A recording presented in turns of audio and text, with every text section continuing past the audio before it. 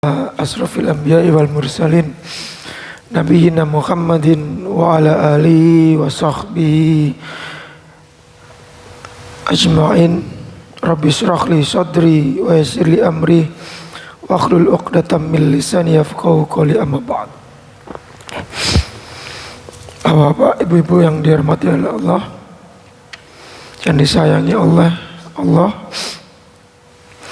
yang diberkahi juga kehidupan kita, karena di pagi ini kita masih diberikan kesempatan untuk bersujud, untuk qiyam, untuk ruku, dan itu adalah suatu kenikmatan yang kita sebagai orang muslim, sebagai seorang mukmin tiada taranya, karena kita mengerti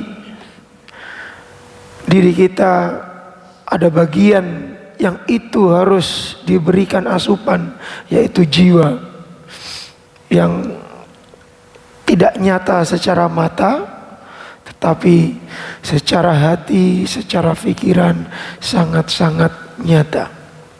Bapak-bapak, ibu-ibu yang dimuliakan oleh Allah, kita lanjutkan kajian kita.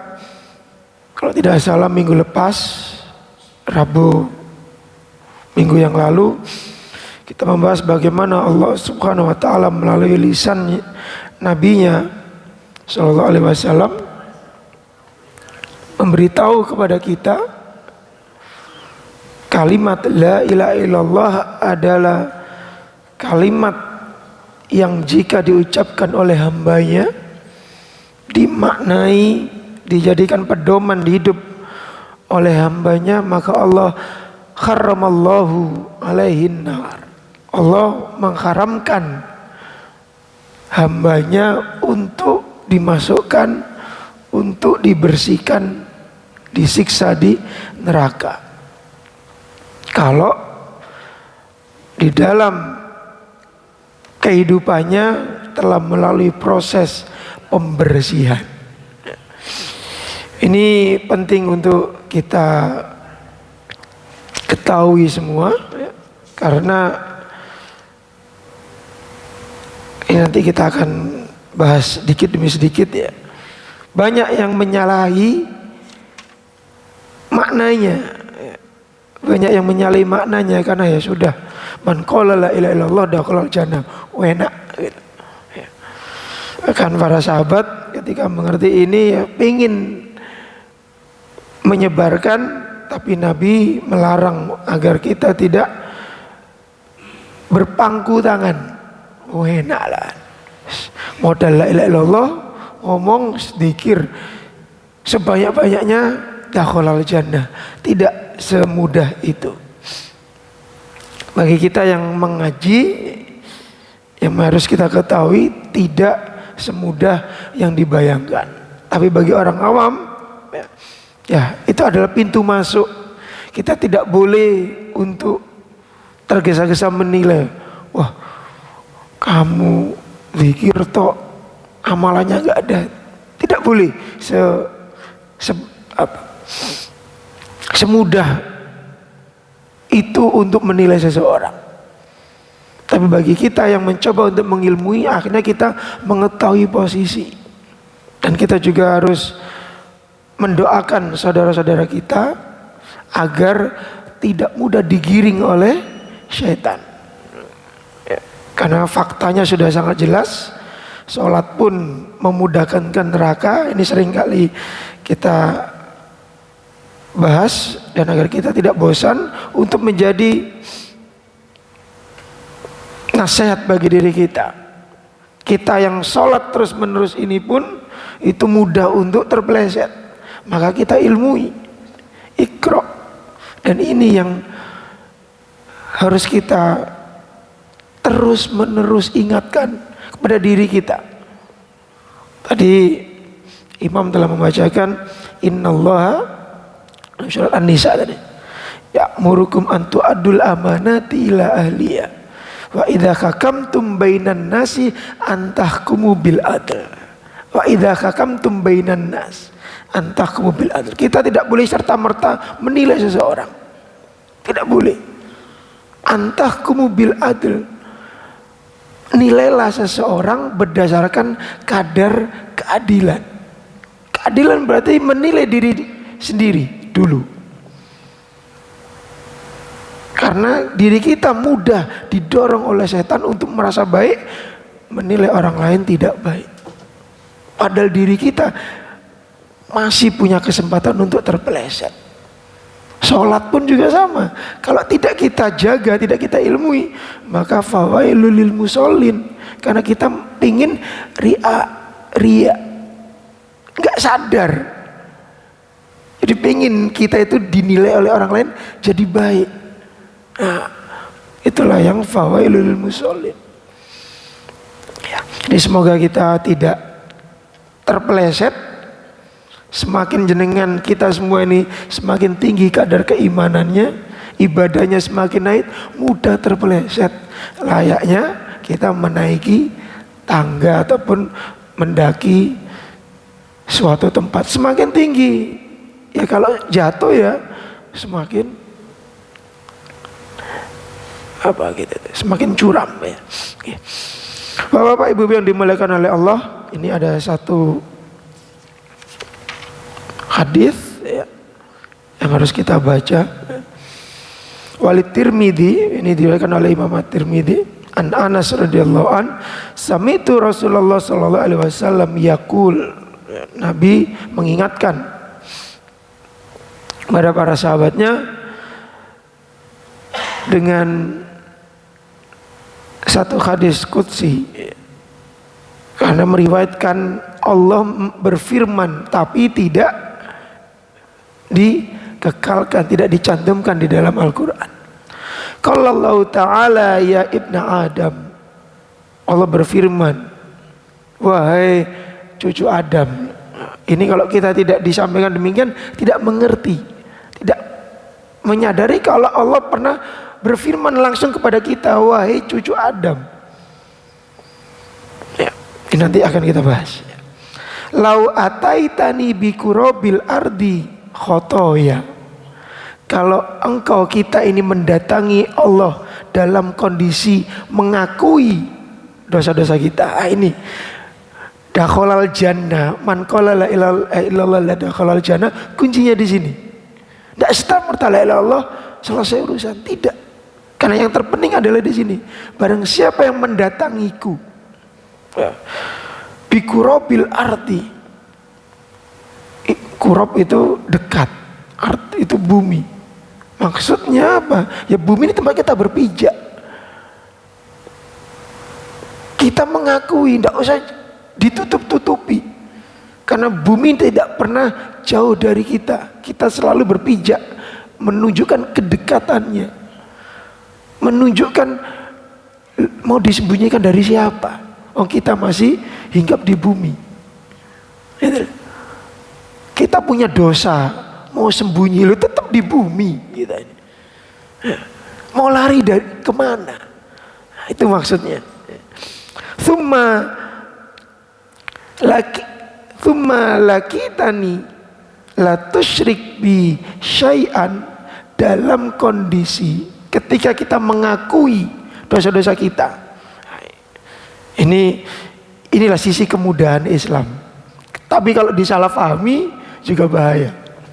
Oh, berarti bebas ya. Dosa sak gede-gede ini, wah, dosa sebanyak-banyaknya, asal la ilaha illallah terhapus. Tapi syaratnya ini, syaratnya adalah di dalam benak kita dan di hati kita. Kemarin minggu yang lalu sempat saya katakan, ya syaratnya kita itu di dalam pengawasan Allah, menyadari kalau Allah mengawasi kita dalam kondisi apapun. Barulah kita itu mengerti indikator punya ketakwaan, mengerti bahwasanya kita itu disayangi oleh Allah. Bukan disayangi dalam artian semua ada, dicukupi semua, tidak. Tanpa itu pun kita ini selalu diberikan rizki oleh Allah. Bukan berarti Allah punya mobil, punya rumah, punya apapun berarti Allah itu sayang, tidak. Allah menyayangi kita ketika kita itu dengan hati dan pikiran kita sebagai alat jiwa kita itu merasa terawasi oleh Allah setiap saat. Jenengan sholat subuh ini tadi gitu.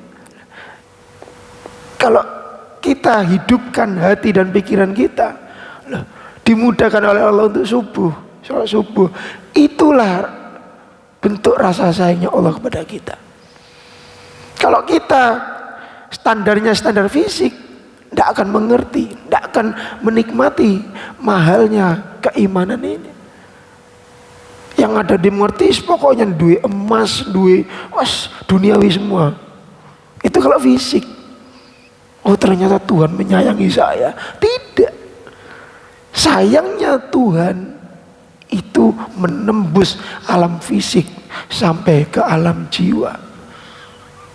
Ketika jenengan bisa memaksa diri fisik ini datang ke masjid, ataupun ketika ada udzur ya tetap sholat, tidak pernah meninggalkan, itulah keimanan. Maka barang siapa yang menemuiku berarti dalam kondisi terakhir. La tusyriku bi syai'an. Di dalam pikirannya, di dalam hatinya tidak menyandingkan diriku dengan siapapun, dengan apapun. Jadi Allah Akbar sebesar-besarnya, setinggi-tingginya.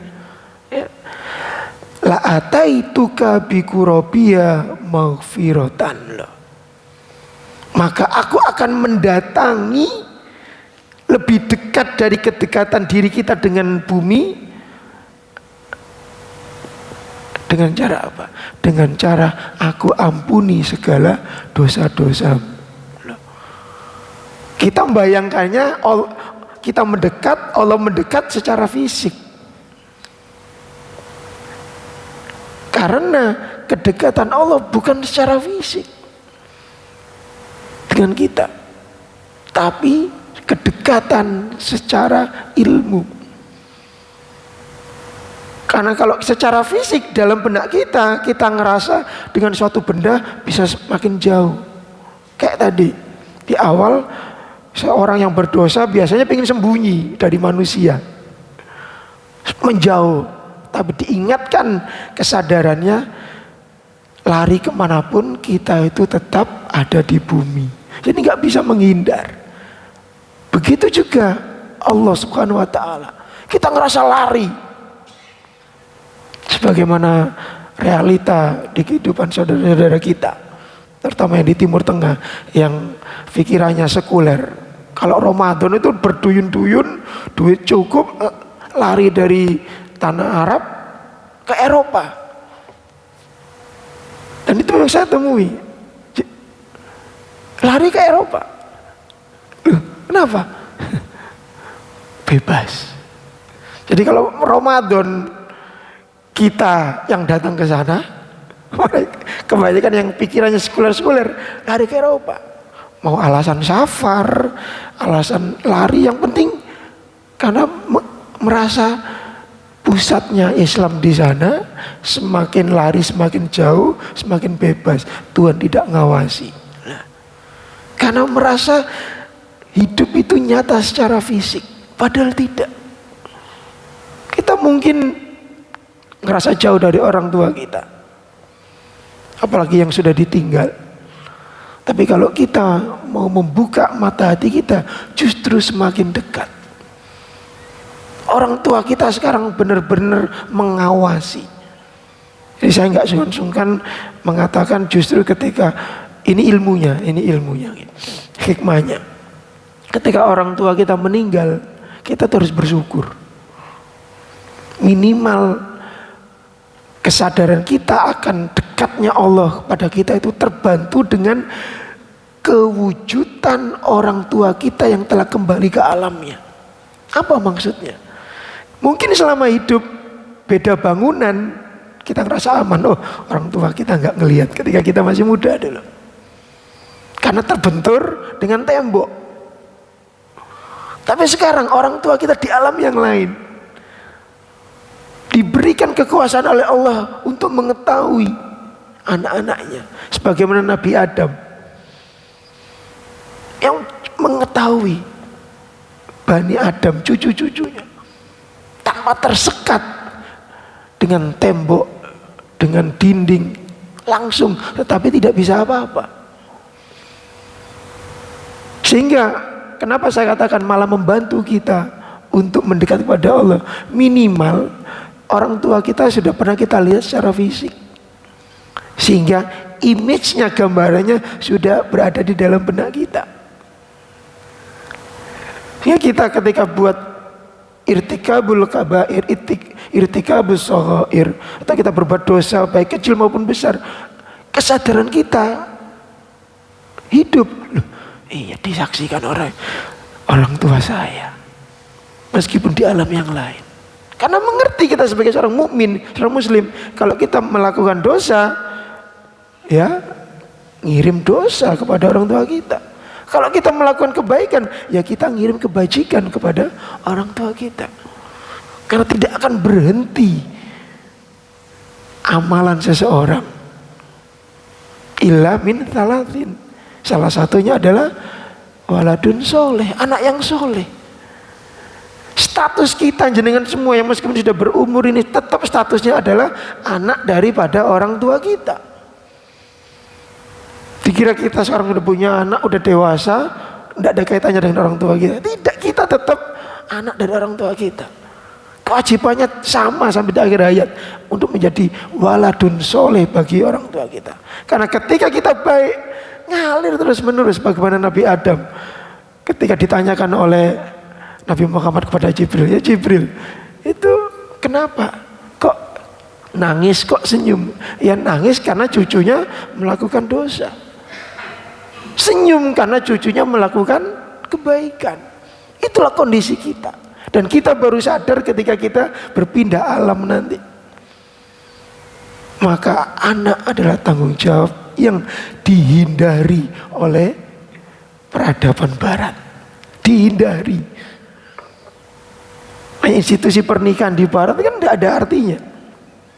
Tidak ada artinya. Karena memang yang ingin dihindari adalah tanggung jawab. Sedangkan kita di dunia Islam mengerti arti tanggung jawab.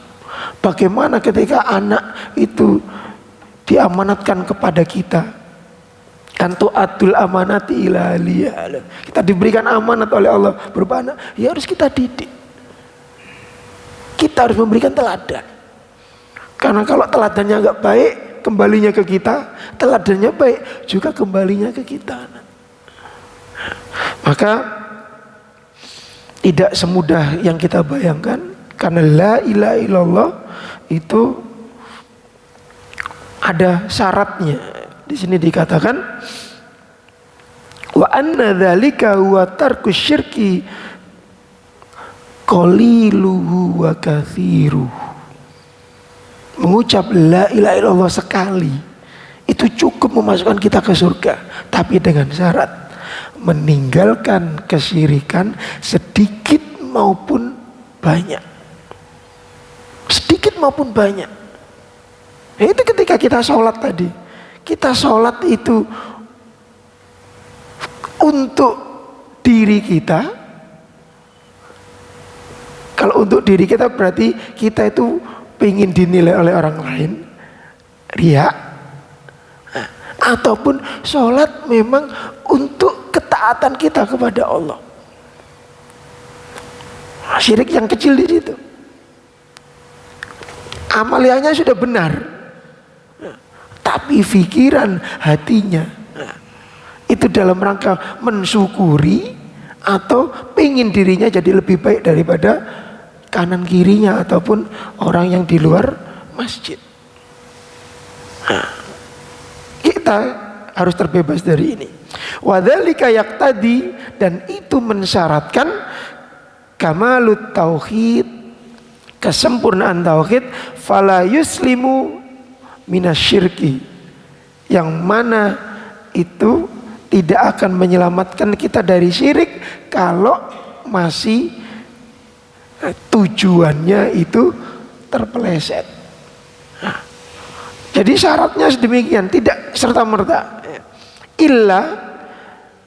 Jadi kita tidak akan terselamat dari syirik kecuali ya ini. Man haqqaqa tauhidahu wa ata bima taqdihi kalimatal ikhlas minal ilmi wal yakin wasidqi wal ikhlasi wal mahabbah wal qabul wal inqiyad wa ghairi dzalik mimma taqdihi tilkal kalimah al adimah. Maka kecualinya kita akan dengan mudah masuk surga ketika kita haqqaqa tauhidahu, mempraktekkan tauhid itu dalam keseharian. Bangun tidur tadi jenengan, praktek tauhidnya kan sudah jelas. Alhamdulillahilladzi ahyana ba'dama amatana wa ilaihin nusur. Doa yang anak-anak kita sekarang mudah untuk melupakannya. Lulus TK wis hilang. Padahal pengakuan kalau yang kita itu tidak senantiasa kullu nafsin dha'iqatul maut. Kenapa Allah tidak mengatakan kullu nafsin tadzukul maut ataupun saufa tamutu? Allah nggak mengatakan demikian. Allah mengatakan setiap jiwa dha'iqah, senantiasa merasakan kematian. Berarti setiap hari kita itu merasakan kematian. Kenapa?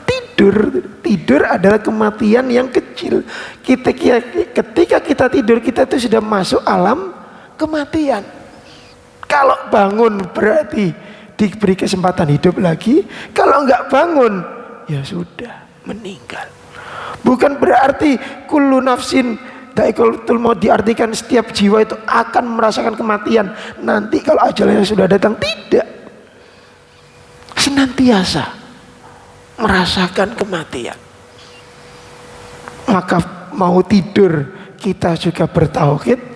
Bismika Allahumma ahya wa amutu. Loh, ya Allah, saya kalau kita boleh memaknai, ya Allah, saya sekarang akan memasuki alam kematian. Kalau besok bangun asabta ajron. Kalau doa bangun tidur yang panjang kan ada kalimatnya itu. Fa in asbaghta asabta ajron. Dan saya harap nanti jenengan bisa nyari di Google, meskipun Google yang nyiptakan orang Yahudi, ya tapi ada manfaatnya juga. Dan jenengan cari doa yang panjang, doa bangun mau tidur yang panjang. Dan nanti kalimat terakhirnya fa in asbaghta asabta ajron. Kalau nanti besok pagi engkau pertemukan saya dengan pagi, berarti asabta ajron, engkau masih memberikan hamba kesempatan mendulang pahala. Bertauhid dari mulai mau tidur sampai bangun tidur kita dalam berproses. Nah, syaratnya itu haqqaqa tauhid wa atabima taqdi kalimatal ikhlas, dan selalu menjaga ingat kalimat ikhlas. Apa kalimat ikhlas? Ya Allah, la haula wala quwata illa billah. Itu kalimat ikhlas. Benar-benar kita itu melepaskan dari tipuan ikatan dunia yang selalu memberatkan kita. Dalam berniaga kita berat dengan dunia. Ya. Maka harus kita ingat minal ilmi wal yakin, dan itu harus diilmui, diyakini dan dibenarkan, wal ikhlasi wal mahabbah. Dan kita harus selalu merasa perlu dengan rasa cinta kita kepada Allah, wal qabul wal inqiyad, selalu kita praktekkan setiap saat. Dan inilah arti yang dimaksudkan. Nanti jangan bisa buka surat Asy-Syu'ara ayat 88 89, yauma la yanfa'u malun wala banun illa man atallaha biqalbin salim. Tidak ada manfaat, tidak memberikan manfaat sedikit pun harta yang kita rasa miliki, padahal itu dititipkan oleh Allah kepada kita, ataupun anak-anak yang ngerasa itu anak saya padahal itu titipan juga, illa kecuali man atallaha biqalbin salim, yang sadar dengan sesadar-sadarnya kita itu nanti kembali kepada Allah cuma bawa modal satu, yaitu hati yang salim, hati yang bersih, hati yang tunduk, hati yang tunduk. Sebagaimana agama kita dinamakan Islam, ketundukan. Kita menundukkan diri kita tidak kepada yang lain, hanya kepada Allah Subhanahu wa ta'ala. Semoga hati-hati kita terjaga dan kita mengerti bahwasanya setiap saat setan itu mempelajari kita, tapi kita tidak pernah mempelajari mereka. Yuwaswisu fi sudurinas minal jinnati wan nas, sehingga kita mengerti ketika hati kita terdetik kepada suatu ketidakbaikan, mengerti langsung beristighfar. Karena itulah Nabi Muhammad selalu mempraktekkan, mencontohkan kepada kita dalam kondisi apapun kita harus mampu beristighfar dalam rangka mengakui kalau kita ini penuh dengan kecenderungan untuk berbuat salah. Subhanakallahumma wa bihamdika nasyhadu an la ilaha illa anta nastaghfiruka wa natubu ilaik. Assalamualaikum warahmatullahi wabarakatuh.